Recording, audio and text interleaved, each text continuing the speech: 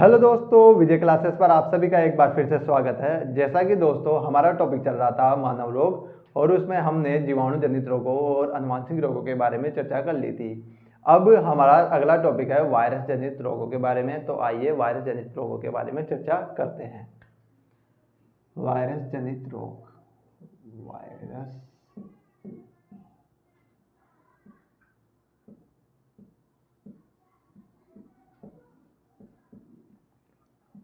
Virus जनित रोगों के बारे में पढ़ने से पहले हम ये देखते हैं वायरस होता क्या है। पहली बात, वायरस होता क्या है दोस्तों वायरस की मैं बात करूं तो मैं एक फेमस वायरस है बैक्टीरियोफेज, उसका चित्र बनाने जा रहा हूं, डायग्राम बनाने जा रहा हूं।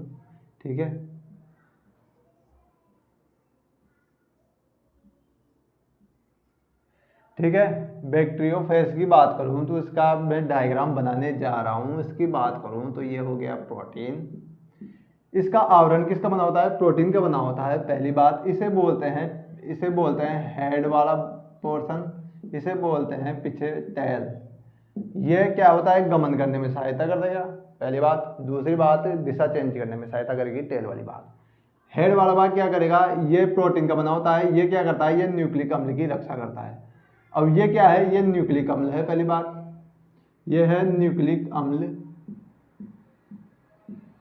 ये हो गया न्यूक्लिक अम्ल। ठीक है, न्यूक्लिक अम्ल हो गया। तो न्यूक्लिक अम्ल मैंने दो प्रकार के बताए थे, एक तो डीएनए या आरएनए। दोस्तों एक चीज नोट कीजिए कि वायरस में या तो डीएनए होगा या आरएनए होगा।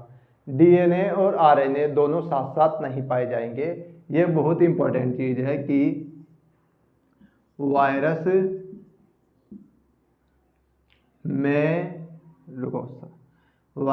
में डीएनए या आरएनए पाया जाता है, दोनों एक साथ नहीं पाए जाते। डीएनए पाया जाएगा वायरस में, या तो डीएनए या आरएनए पाया जाता है, दोनों एक साथ नहीं पाए जाएंगे, ठीक है, दोनों एक साथ नहीं पाए जाएंगे। या तो आप डीएनए पाया जाएगा इसमें या आरएनए पाया जाएगा, है ना। अब बात करते हैं वायरस क्या होता है। सेल थ्योरी पढ़ाई थी मैंने, सेल थ्योरी। तब मैंने यह बताया था कि जीवित कोशिका कौन सी होती है, जीव कौन सा होता है। जीव में बेसिकली सजीव उसे ही कह सकते हैं जिसमें होगी सेल्स। ठीक है, अब इस वायरस में क्या होती है? कोई भी किसी प्रकार की सेल नहीं होती है। तो ये अपवाद है। किसका अपवाद है? ये अपवाद है किसका? ये सेल थ्योरी का अपवाद है। ये सेल थ्योरी का अपवाद है। क्यों अपवाद है? क्योंकि सजीव कोशिका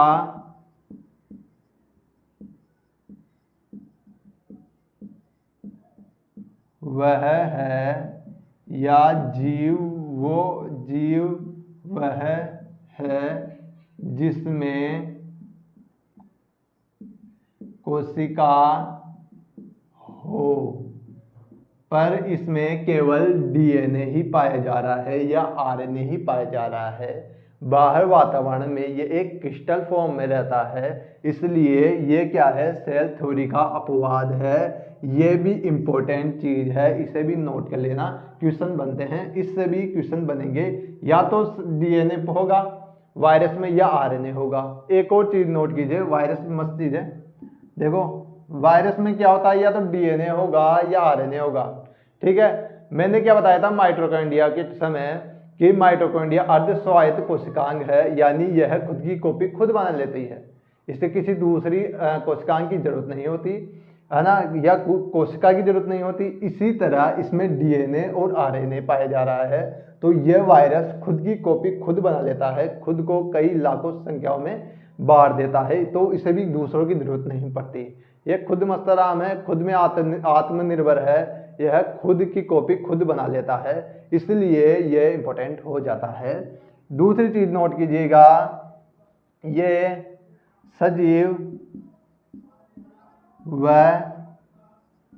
निर्जीव कोशिका, सजीव व निर्जीव की के बीच की योजक कड़ी है। सजीव व निर्जीव के बीच की योजक कड़ी है।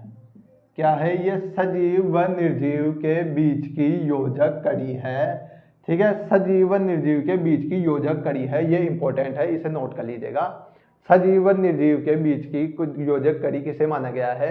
वो वायरस को माना गया है। ध्यान से, क्या सजीव व निर्जीव की योजक कड़ी किसे माना गया है? वो वायरस को माना गया है। क्यों माना गया है सजीव व निर्जीव? देखिए, साइंटिस्ट है वो यह कंफर्म करने में बहुत ही मुश्किल में पड़ गए थे कि यह सजीव है या निर्जीव है। क्यों? क्योंकि यह बाहर वातावरण में, यानी कि ये वायु उड़ रही है, ठीक है, यहाँ पर वायु है पूरे कमरे में, और इस कमरे में वायरस भी होंगे खूब सारे। अब ये वायरस बाहर है तब तक तो निर्जीव है, पर ये शरीर के अंदर जाने के बाद में क्या हो जाएंगे? सजीव हो जाएंगे। किसी की कोशिका के अंदर, ये शरीर के अंदर जाएंगे, कोशिका से पोषण प्राप्त करेंगे और खुद की प्रतिलिपियां बना लेंगे। तो ये बाहर तो क्या होते हैं? सजीव, निर्जीव सॉरी, और शरीर के अंदर क्या होंगे? सजीव होंगे। इसलिए इसे सजीव और निर्जीव की योजक कड़ी के बीच की योजक कड़ी के नाम से भी जानते हैं। अब वायरस के बारे में जानते हैं।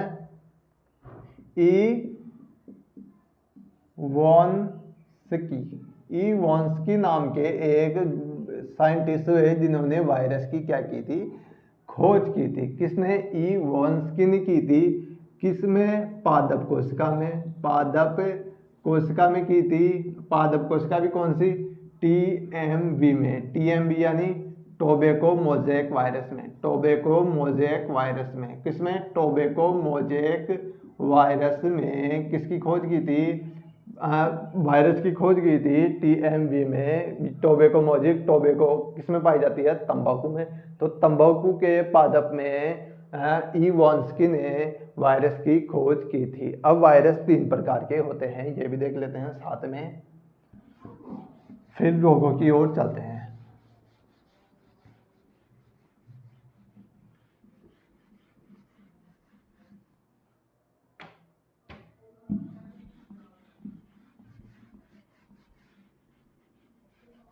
अब वायरस कितने प्रकार के होते हैं? 3 प्रकार के होते हैं। बस वायरस 3 प्रकार के माने गए हैं। कौन कौन से वायरस 3 प्रकार के माने गए हैं? एक तो पादप वायरस, एक जंतु वायरस, और एक हो गया अपना बैक्टीरिया वायरस।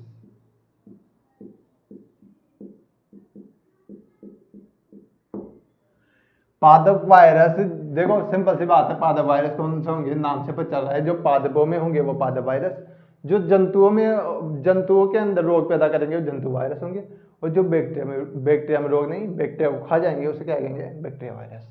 पादप वायरस के उदाहरण लूंगा तो TMV, याद रखना, टोबैको मोज़ेक वायरस जो मैंने अभी बताया था। जंतु वायरस की मैं बात करूंगा तो रेट्रोवायरस हो गया, है ना, रेट्रोवायरस हो गया, अर्बोवायरस हो गया, ये सब होंगे, और इसके बारे में हम डिटेल से चर्चा करेंगे जंतु वायरसों के बारे में। जंतु वायरस जैसे एनिमल वायरस भी बोलते हैं, जो मनुष्य में रोग पैदा करते हैं, उनकी ही बात कर रहा हूं मैं। बैक्टीरिया वायरस की ओर चलते हैं। बैक्टीरिया वायरस दोस्तों वो वायरस होते हैं जो बैक्टीरिया को खा जाते हैं। बैक्टीरिया भी इनसे बच नहीं पाता वायरस से। वायरस क्या करते हैं? वायरस बैक्टीरिया को भी खा जाते हैं। अब बैक्टीरिया को खा जाएंगे। अब देखो एक उदाहरण है, गंगा का उदाहरण लेते हैं, गंगा नदी का। गंगा नदी इतनी साफ सुंदर स्वच्छ कैसे है उसका पानी? साफ नहीं, स्वच्छ कैसे है उसका पानी? पीने लायक पानी माना जाता है। गंगा के पानी को बोतल में रख दे काफी दिनों तक तो वो खराब नहीं होता। क्यों नहीं होता? क्योंकि इसमें पाया जाता है एक बैक्टीरियोफेज वायरस। ये बैक्टीरियोफेज वायरस जो इसकी प्रजाति है माइक्रोफेज वायरस। ये माइक्रोफेज वायरस क्या करेगा?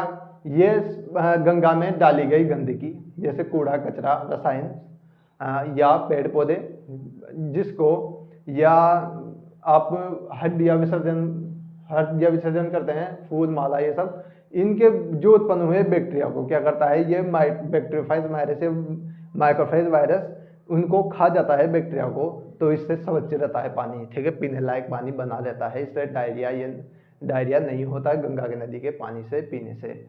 गंगा नदी के पानी में कौन सा वायरस पाया जाता है? बैक्टीरियोफेज वायरस, बैक्टीरियोफेज वायरस पाया जाएगा। इसकी प्रजाति की बात करूंगा तो माइक्रोफेज वायरस नोट कर लेना, माइक्रोफेज वायरस नोट कर लेना, ठीक है। गंगा नदी के अंदर पाया जाएगा, जो क्या करेगा, गंगा नदी के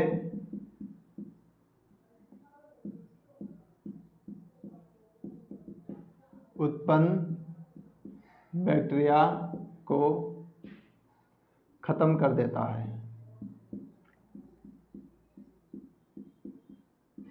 ठीक है।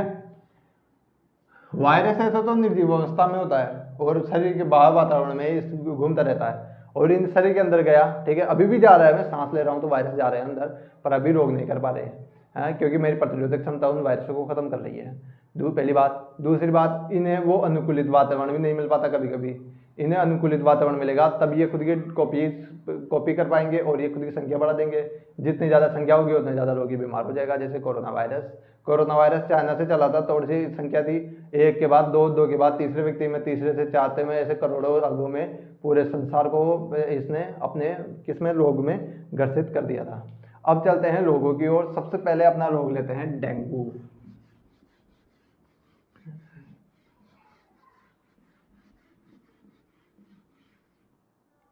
जिस तरह से हम पढ़ रहे थे, सबसे पहले क्या पढ़ेंगे? किसी भी चीज का रोगवाहक, रोगजनक पढ़ेंगे, ठीक है। रोगजनक, फिर रोगवाहक पढ़ लेंगे, फिर अपन पढ़ेंगे क्या नाम से, लक्षण, फिर संक्रमण, ठीक है। रोगजनक, रोगवाहक, लक्षण, फिर संक्रमण, फिर उपचार एंड वैक्सीन, ठीक है। इन बिंदुओं पर चर्चा करेंगे। एक चीज नोट कर लीजिएगा, इसके उपचार की बात करूं वायरस के जनित रोगों की, तो जैसे मैंने बैक्टीरिया के अंदर बताया था कि इसके उपचार क्या है, एंटीबायोटिक्स है, उसी तरह मैं वायरस में बताने जा रहा हूं इनका उपचार है ही नहीं। पहले बात तो इनकी दवाएं नहीं होती है। क्यों नहीं होती? क्योंकि मैंने बताया था बैक्टीरियोफेज की संरचना बताई थी, केवल एक क्रिस्टल के रूप में होता है, आरएनए होता है, केवल एक आरएनए ही पाया जाता है और कुछ नहीं होता है। एक प्रोटीन की लेयर है, उसके अंदर आरएनए पाया जा रहा है या डीएनए पाया जा रहा है, तो उसे मारेंगे कैसे? दवाइयों का काम क्या होता है? बेसिकली किसी भी बैक्टीरिया घुस गया तो उसे खत्म कर दी जाएगी, एंटीबायोटिक है ना। तो क्या कौन सा इलाज करते हैं? लक्षणात्मक रूप से ही इसका इलाज किया जाता है। चलो अब डेंगू की ओर चलते हैं। डेंगू या हड्डी तोड़ बुखार। डेंगू या हड्डी तोड़ बुखार, डेंगू बोल दो या हड्डी तोड़ बुखार बोल दो, ठीक है। डेंगू बोल दो या हड्डी तोड़ बुखार बोल दो इसे। अब बढ़ते हैं इसके रोगजनक। कौन सा है रोगजनक कौन सा है इसका? एक रेबडो वायरस आता है, ठीक है, नहीं अरबो वायरस। इसका रोगजनक कौन है? अरबो वायरस है। किसका? डेंगू का रोगजनक। मैं बात करूं वाहक की, इसका वाहक कौन होता है दोस्तों? एक मच्छर होता है, मच्छर वाहक होता है इसका। कौन सा मच्छर? एडीज, रुको पूरा नाम लिखता हूं पहले, यहाँ पर मादा एडीज इजिप्टाई। एक मच्छर है मादा एडीज इजिप्टाई नाम से, जिसमें पाया जाता है अरबो वायरस, ठीक है। उसके काटने से इंसान में इसका संक्रमण फैलता है। संक्रमण की बात करेंगे सबसे पहले। संक्रमण कैसे फैलेगा? संक्रमण में वो सब चीजें आ जाएगी नोट। देखो मैंने मादा लिखा हुआ है यहाँ पर, मादा, तो मादा इजिप्टाई मच्छर ही होता है ना, वो ही केवल रोग पैदा करता है। नर की बात करूंगा तो नर इसके रोग पैदा नहीं करता, ठीक है। नर क्या होगा? इसमें रोग पैदा नहीं करेगा, ठीक है। नर ये मादा क्यों रोग पैदा करता है? दरअसल दोस्तों ये अपने बच्चों को पालने के लिए, जो इसके गर्भ में पल रहे हैं बच्चे, उसे पालने के लिए, पोषण प्राप्त करने के लिए ये रक्त से क्या करते हैं? पोषण प्राप्त करते हैं। रक्त में सभी प्रकार के पोषक पदार्थ पाए जाते हैं, तो ये सभी पदार्थ के पोषक पदार्थ प्राप्त करने के लिए रक्त को अपने पोषण के रूप में लेते हैं। तो ये मादा क्या करती है? रक्त को चूसती है, इसलिए नर नर बेचारे कुछ नहीं करते, नर क्या करेंगे, गंदगी से, फूल होकर रस से इनसे अपना पोषण प्राप्त करते हैं। और ये मादा के एडिस इजिप्टाई में, ये मादा एडिस इजिप्टाई ही अरबोवायरस को लेकर चलती है और इंसान के शरीर में डंक मारकर खुद की बैठकर खून चूस लेती है, जिससे मादा इजिप्टाई अंदर, वो अरबोवायरस अंदर चल जाता है और डेंगू रोग हो जाता है। तो संक्रमण कैसे होगा, मादा एडिस इजिप्टाई के काटने से। और मैंने मादा ही नोट किया है, नर नहीं काटेगा, नर से नहीं होता, मादा से ही होगा। ठीक है, आगे बढ़ते हैं। लक्षण क्या क्या होंगे, लक्षण की ओर गौर कीजिएगा। लक्षण होंगे, सबसे पहले तो देखो तेज बुखार आएगा, तेज बुखार, बहुत तेज बुखार आता है। फिर सिर दर्द होगा, बहुत तेज सिर दर्द होगा उसके बाद में। ठीक है, सिर दर्द होगा जॉइंट में, जोड़ों में।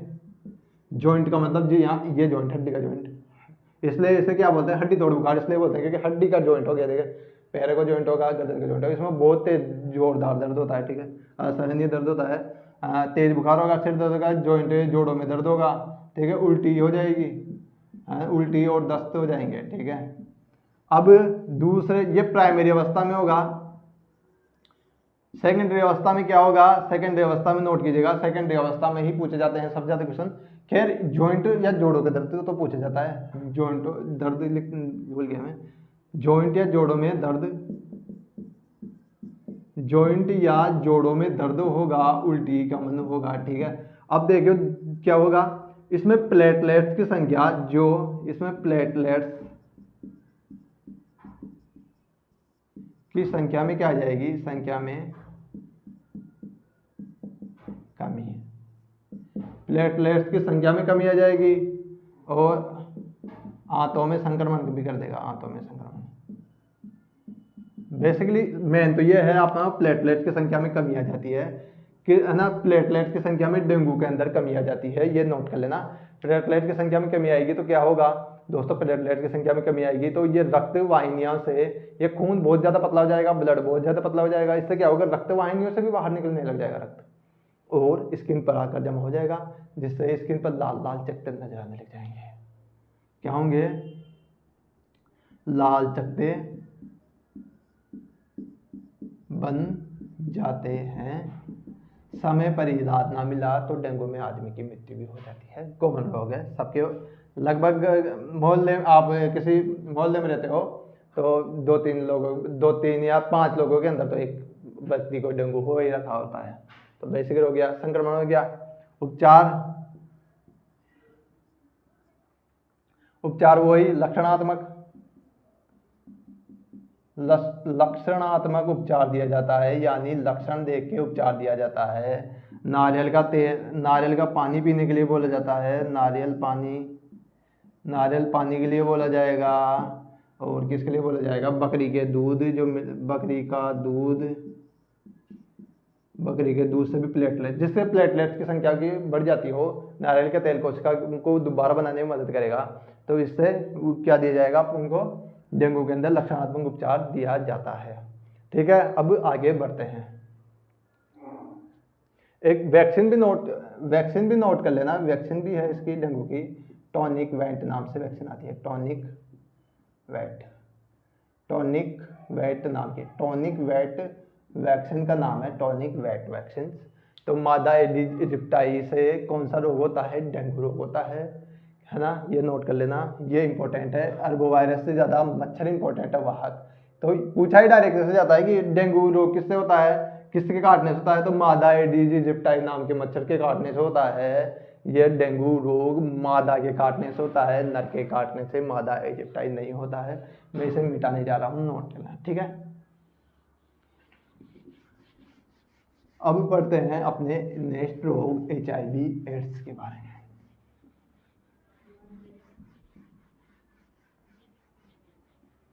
HIV एड्स रोग, HIV एड्स, एड्स लिखता हूँ डायरेक्ट ही, HIV बाद में कहाँ आया, HIV या एड्स रोग, HIV एड्स रोग, ठीक है। वो ही रोगजनक, सबसे पहले किसी भी चीज का रोगजनक इंपॉर्टेंट होता है। रोगजनक, रोग किससे होगा, रोग किससे होगा दोस्तों, HIV नाम के वायरस से यह रोग होता है। बेसिकली HIV नाम के वायरस से यह रोग होता है। दोस्तों एड्स की बात करूं मैं, एड्स की फुल फॉर्म पूछी जाती है एग्जाम्स में। एड्स की बात करते हैं सबसे पहले। एड्स की फुल फॉर्म क्या होती है, एक्वायर्ड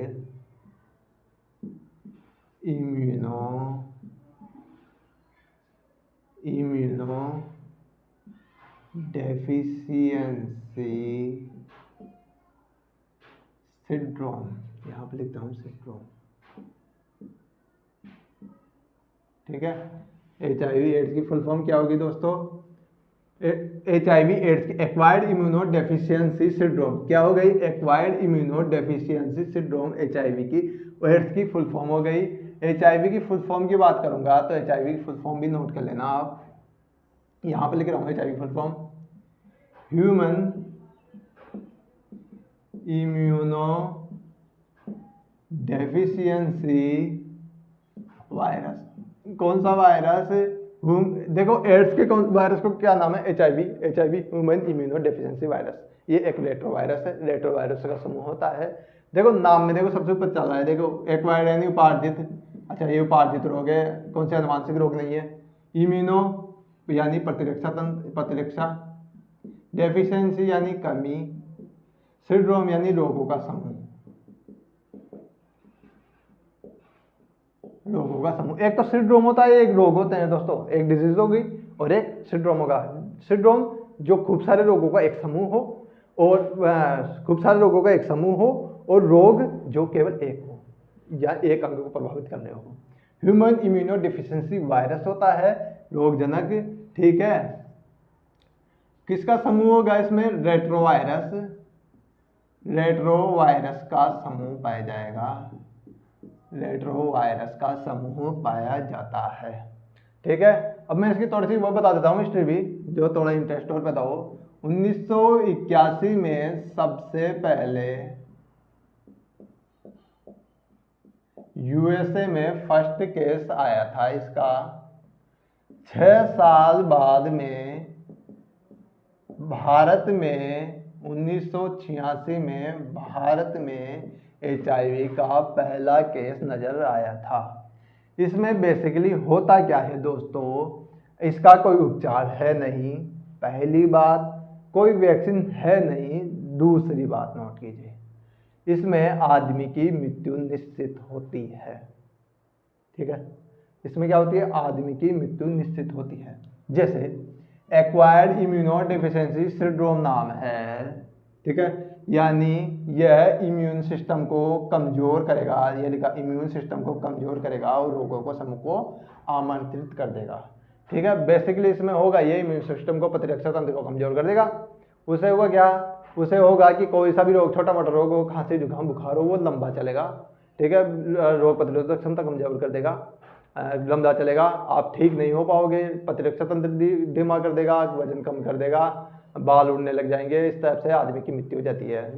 HIV एक बार होने के बाद में लगभग 2 या 3 साल के अंदर मृत्यु हो जाती है। इसका इलाज होता नहीं है, प्राइमरी अवस्था में अगर नजर आ जाए तो इलाज है, वो मैं बताऊंगा किस तरह से इलाज है वो भी। रेट्रोवायरस हो गया। अब ये रेट्रोवायरस क्या होता है, ये ब्लड का प्यासा होता है, ब्लड में रहता है, ठीक है, ब्लड में रहता है, तो ये ब्लड का प्यासा होता है। ब्लड में क्या होती है, ब्लड में होती है WBC RBC को प्रभावित करता है, पर सबसे ज्यादा पहला टारगेट होगा WBC क्या होती है, व्हाइट ब्लड सेल्स। ये क्या करती है, प्रतिरक्षा तंत्र का निर्माण करती है, प्रतिरक्षा तंत्र का निर्माण करती है। इसमें भी ये टी लिम्फोसाइट्स नाम से एक कोशिका आती है, ये क्या है, इम्यून सिस्टम की एक कोशिका है, इसको टारगेट करता है, यानी इसे खत्म कर देता है, इससे प्रतिरक्षा तंत्र कमजोर रहता है। आप इस तरह से समझ सकते हो, जैसे किसी देश में अगर, जैसे भारत है, भारत में अगर ये टी लिम्फोसाइट्स यानी टारगेट सेल्स हो गई, टारगेट लिम्फोसाइट्स, ये गार्ड सेल्स के नाम से भी जानते हैं, इसे गार्ड सेल्स भी बोलते हैं, इसे यहाँ पर लिखा ही देता हूँ मैं, गार्ड सेल्स भी बोल देंगे आप, है ना, या इसे फाइटर सेल्स, फाइटर सेल्स। किसी भी देश को खत्म करना हो दोस्तों तो क्या करेंगे, सबसे पहले अटैक किस पे किया जाता है, सेना पर किया जाता है। सेना एक बार खत्म तो पूरा देश खत्म। इसी तरह इसमें भी सबसे पहले टी लिम्फोसाइट्स पर अटैक किया जाता है। टी लिम्फोसाइट्स खत्म, शरीर खत्म। जैसे यूक्रेन की बात लूं मैं, तो यूक्रेन में क्या किया गया, सबसे पहले सेना को टारगेट किया जा रहा है, जिससे सेना कमजोर हो जाए और देश पर रशिया का राज हो जाए।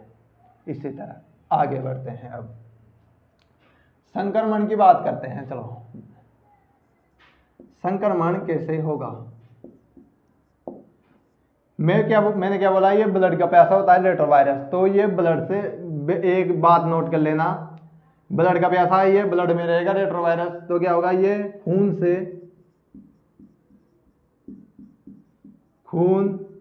में संचरित,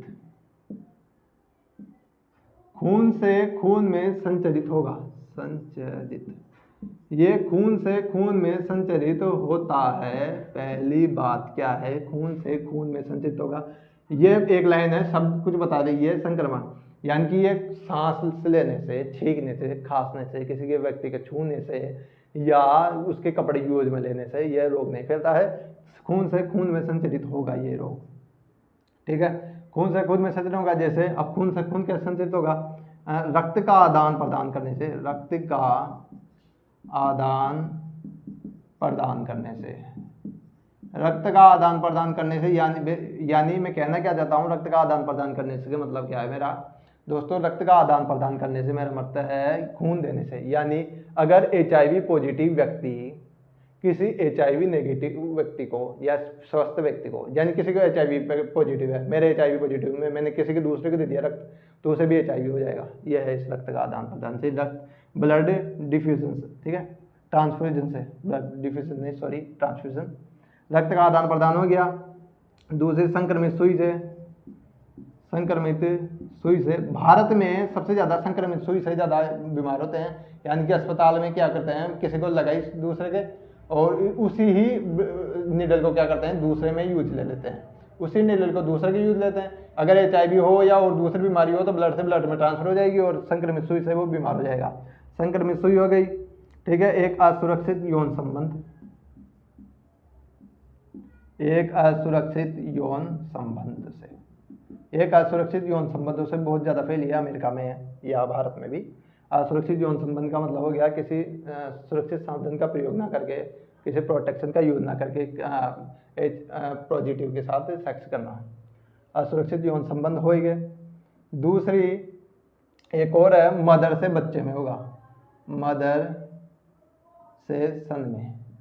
मदर से सन में कैसे, जब बच्चा गर्भ में होता है माता के, अगर माता के HIV पॉजिटिव है, माता क्या होगी HIV पॉजिटिव है, तो बच्चा भी HIV पॉजिटिव हो जाएगा। 100 में से 1-2 केस होते हैं जिसमें HIV पॉजिटिव बच्चा ना हो, पर होता है क्योंकि बच्चा और माँ प्लेसेंटा से जुड़ा होता है आपस में, और प्लेसेंटा में पोषण का आदान प्रदान होता है, तो ब्लड का भी आदान प्रदान होता है। इसलिए मदर से सन में क्या होगा, HIV एड्स का ट्रांसफ्यूजन हो जाएगा। एक चीज और दोस्तों, एक इन्फॉर्मेशन के लिए एक चीज बता रहा हूँ आपको कि जब लड़के शेविंग करवाने जाते हैं, बाल कटवाने जाते हैं नाई के पास, तो नाई क्या करता है, किसी और के रेजर लगा के उससे साफ करके शेविंग करके अब दूसरे के भी उससे ही शेविंग कर देता है, यानी कि वो ब्लेड चेंज नहीं करता।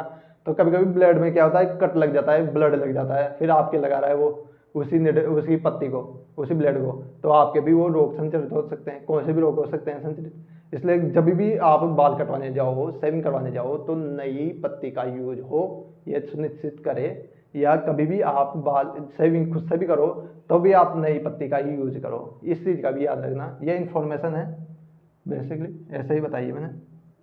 एक चीज और नोट कर लेना, 1 दिसंबर को एड्स डे मनाया जाता है। एड्स डे कब मनाया जाता है, 1 दिसंबर को एड्स डे मनाया जाता है दोस्तों, 1 दिसंबर को एड्स डे मनाया जाता है रक्त का आदान प्रदान करने से। एक और इन्फॉर्मेशन के लिए चीज, 1 दिसंबर को क्यों मनाया जाता है, क्योंकि एड्स के बारे में बहुत ही ज्यादा भ्रांतियां फैली हुई है, इसके लिए एड्स डे मनाया जाता है। जैसे टीवी में हमेशा खबर चलती रहती है कि किसी के छूने से, किसी के खांसते छींकते समय एड्स का संचरण नहीं होता, किसी के कपड़े यूज करने से, किसी का खाना खाने से यूज नहीं होता। इसे बहुत ही घिनौना रोग माना जाता है समाज में। ऐसे है नहीं, क्योंकि किसी से भी हो सकता है ये तो इसलिए मैंने ये इन्फॉर्मेशन बताई है। मैं इसे मिटा रहा हूँ, आप नोट कर लीजिएगा। मैं लक्षण और इसका उपचार और एक क्या हो गई और एक इसका उपचार हो गया, एक वैक्सीन के बारे में हम बताते हैं, फिर इसका परीक्षण के बारे में। सॉरी, मैं इसे मिटा रहा हूँ अभी।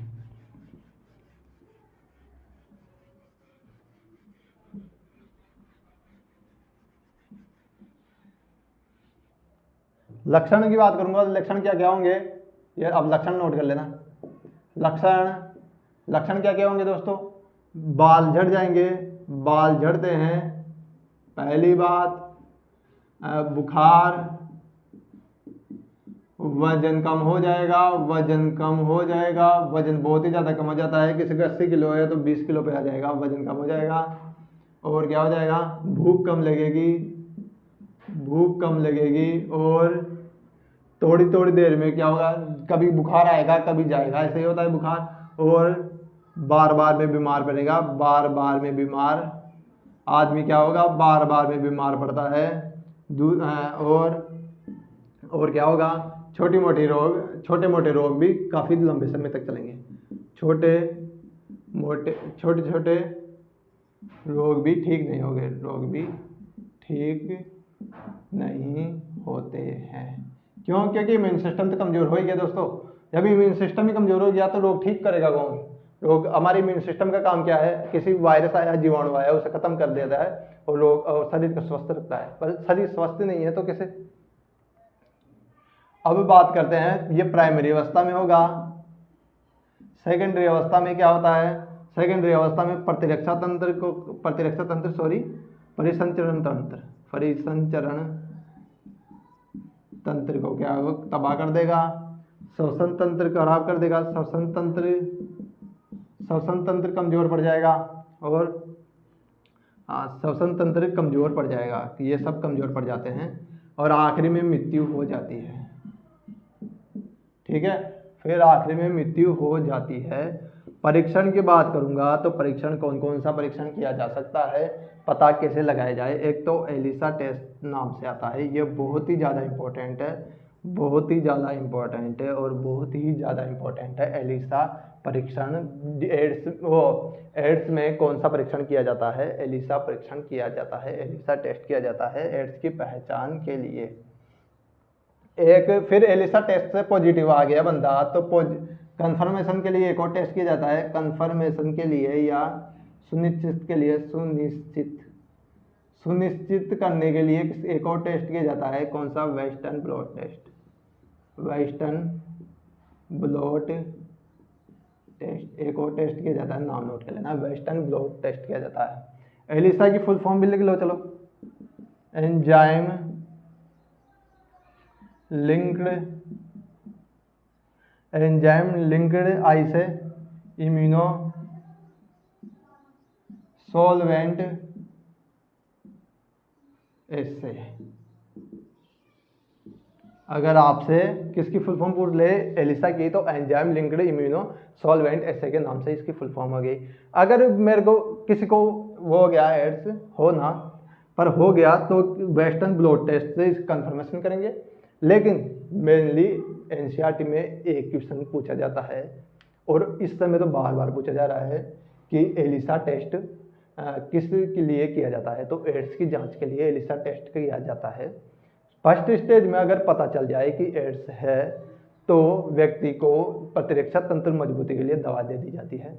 मैं कह रहा हूँ इसका इलाज ही नहीं है, इसकी वैक्सीन नहीं है। यहाँ पर लिखता हूँ मैं, हाँ यहाँ पर लिखता हूँ इसकी वैक्सीन नहीं है। पहली बात वैक्सीन नहीं है, दूसरी बात उपचार की बात करूँ तो कोई उपचार भी इसका नहीं है। प्राइमरी अवस्था में अगर ये पता चल जाए कि एड्स है तो कुछ दवाई दे दी जाती है जिससे प्रतिरक्षा तंत्र थोड़ा मजबूत हो जाए।